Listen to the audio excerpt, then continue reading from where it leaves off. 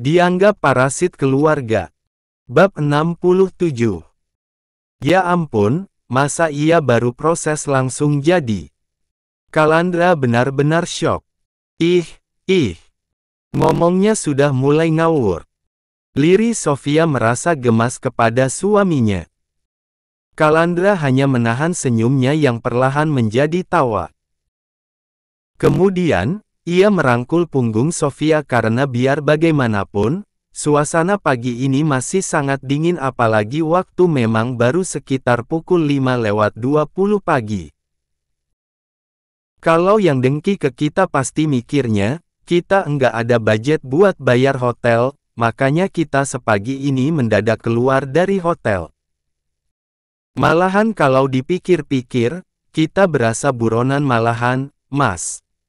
Ucap Sofia, tapi sang suami hanya menertawakannya.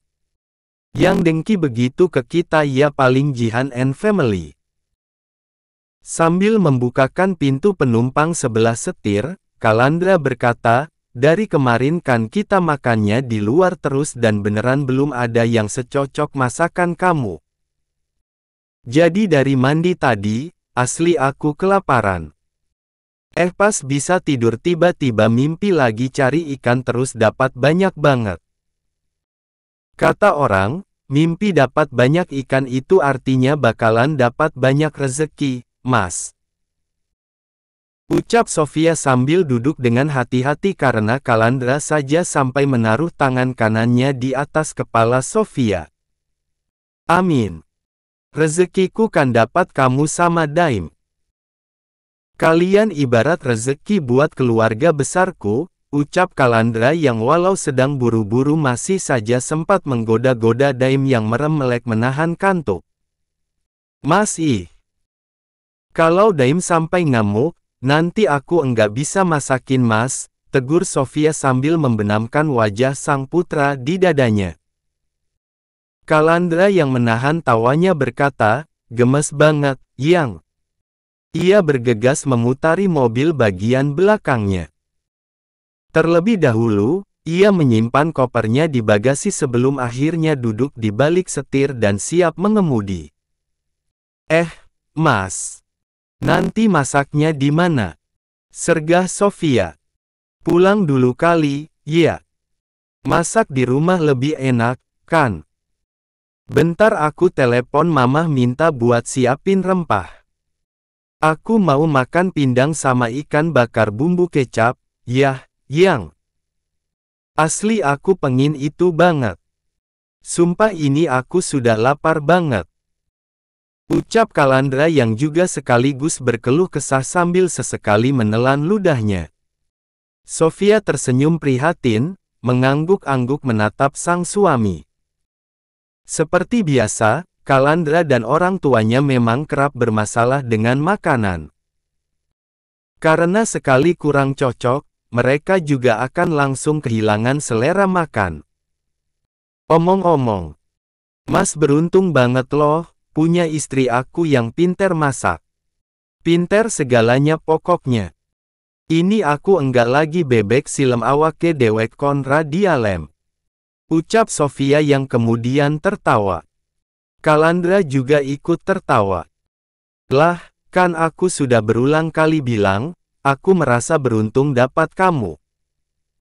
Sofia melirik Kalandra sambil tersenyum bangga. Ia sengaja pamer. Ya iyalah. Mas wajib begitu. Jangan sampai, taflon sama wajanku melayang. Ia menahan tawanya. Kalandra yang sudah mengemudikan mobilnya, menatap Sofia penuh cinta. Tangan kirinya meraih kepala Sofia, membelai rambut sebahu Sofia yang tergerai, penuh sayang. Nanti aku beliin taflon sama wajan yang banyak, biar kamu yakin aku akan selalu tanggung jawab. Sambil menahan senyum dan membuatnya tidak bisa menutupi kemanjaannya, Sofia berkata, biar makin semangat masaknya. Maksudnya. Kalandra balas tersenyum semringah. Mau buka rumah makan, kan? Sofia langsung tersipu. Iya. Kalandra yang masih mengelus kepala sang istri penuh sayang, berkata, mulai awal bulan depan, mulai renovasi. Kalandra mendadak heboh karena di belakang sana, ia melihat Pak Haji yang kembali datang ke hotel. Pak Haji menggunakan motor dan sudah sampai ganti pakaian, bukan pakaian terakhir kali mereka bertemu. Tuh orang beneran geblek ih, Mas. Biarin dia jadi penunggu hotel dan ngira kita masih ada di dalam. Kalandra susah payah menahan tawanya. Ia sampai lemas menertawakan kelakuan Pak Haji. Sekitar 30 menit kemudian, mereka telah sampai di pelelangan ikan. Sofia langsung terperangah, takjub melihat keramaian jual beli ikan di sana. Memang suasana di sana sangat sumpek dan aromanya juga sangat amis, tapi Sofia merasa sangat bahagia. Pengalaman pertama menginjakkan kaki di tempat pelelangan ikan terbesar di kabupaten mereka. Yang, beli kepiting, kamu bisa masaknya enggak? Rengek Kalandra. Bisa, semuanya bisa tinggal diatur Mas maunya yang rasa kayak apa. Sekalian beli kerang juga. Nanti kita masak besar buat papa mamah juga. Terus nantinya, berarti kalau kita butuh stok ikan buat rumah makan kita ambilnya dari sini, tah, Mas. Sergah Sofia bersemangat. Belum apa-apa dan baru melihat hasil laut di sana, otaknya sudah merancang pundi-pundi uang. Aneka menu untuk segala olahan laut di sana sudah langsung ia rencanakan. Pulangnya Kalandra dan Sofia langsung membuat orang tua Kalandra apalagi Ibu Kalsum heboh. Mereka langsung bagi-bagi tugas. Ibu Kalsum langsung memandikan Daim yang dikata mirip anak nelayan lantaran kali ini bocah itu mendadak bau amis.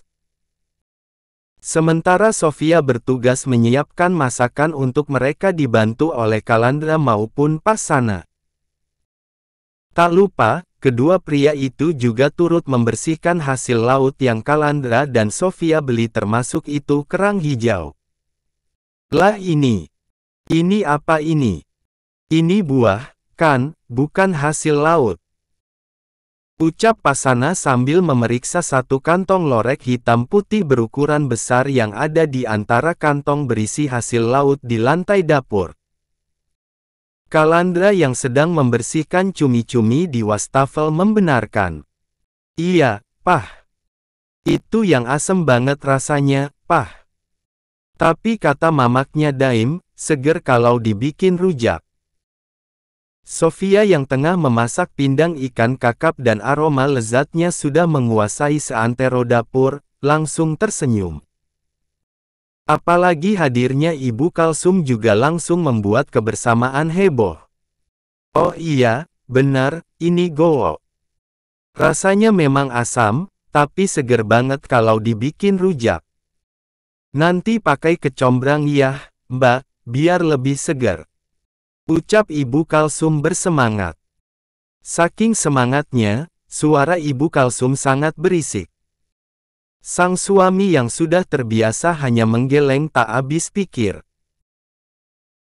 Pasana yang kemudian mengambil kerang hijau, memberikannya kepada Kalandra untuk dicuci sebelum dikantongi dan disimpan di kulkas, berkata, berarti mulai sekarang, Mbak sudah boleh eksperimen menu buat rumah makan, ya. Nanti dari kita yang cicip-cicip, terus dijadikan menu paten. Nah, gitu. Jadi semacam seafood gitu, ya, Pah. Ibu Kalsum bersemangat. Kebersamaan di sana makin heboh ketika Kalandra memamerkan kepiting jumbo yang ia dapat. Wah, dimasak lada hitam itu enak banget. Mbak, nanti malam masakin ini juga, ya. Pasana heboh. Nanti malam, jatahnya kami ke pantai, Pah. Rencananya mau nginep di Pangandaran. Keluh Kalandra.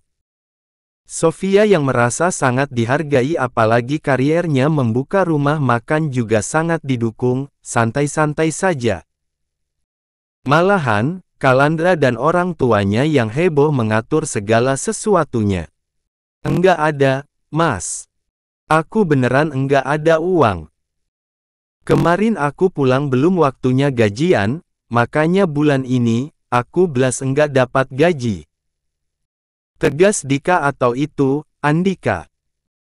Adik laki-laki David, mantan pacar Jihan, alasan David terpaksa menikahi Jihan.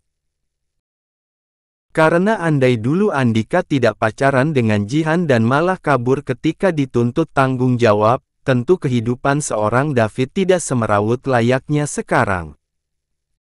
David yang berkecak pinggang, menatap kesal sang adik sambil menggeleng tak habis pikir.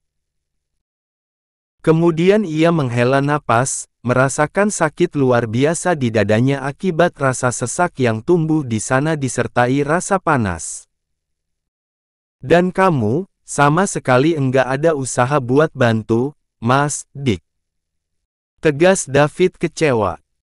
Di hadapannya, David yang ada di teras kontrakan dulu David sempat tinggal, langsung menunduk dalam.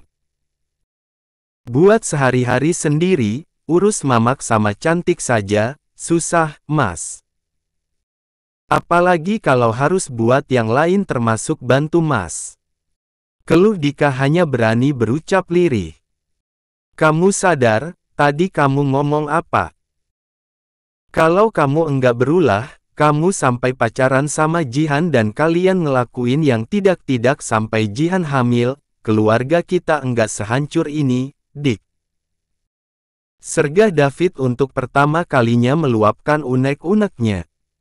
Dika balas menatap sang kakak dengan tatapan tak kalah marah. Dari awal kan aku sudah bilang ke Mas, sudah Jihan dan orang tuanya biarin saja karena aku yakin itu bukan anakku. Aku ke Jihan cuman buat iseng, seneng-seneng anak muda. Mas saja yang bego mau-maunya nikahin Jihan.